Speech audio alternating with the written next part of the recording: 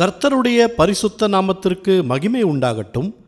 இன்றைய நாளிலும் கர்த்தர் நமக்கு தரக்கூடிய நல்வார்த்தை ஏசாயா 41வது அதிகாரம் 10வது வசனம். நீ பயப்படாதே, நான் உன்னுடனே இருக்கிறேன். திகையாதே, நான் உன் தேவன்.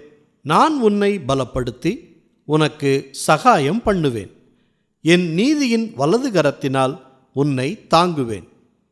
பிரியமானவர்களே, கர்த்தர் என்றென்றைக்கும் நம்மோடு இருக்கிறார்.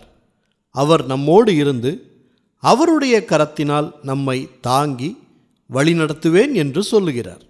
கர்த்தர் என்னோடு இருப்பதால் நான் எதற்கும் அஞ்சமாட்டேன் என்று உங்களுக்கு பயத்தை கொண்டு வரும் சத்ருவை நோக்கி சொல்லுங்கள். சூழ்நிலையை பார்த்து கடிந்து கொள்ளுங்கள். கர்த்தர் நம்மை பலப்படுத்தி சகாயம் செய்கிறவர். அதனால் கவலையை விடுங்க.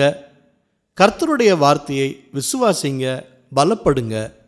கர்த்தர் பெரிய காரியங்களை செய்வார். ஜெபிப்போமா. நல்ல தகப்பனே, இந்த நல்வார்த்தையை தந்ததற்காக நன்றி செலுத்துகிறோம். இன்றைக்கும் சூழ்நிலையை பார்த்து பயத்துடன் இருக்கும் மக்களுக்காக ஜெபிக்கிறோம்.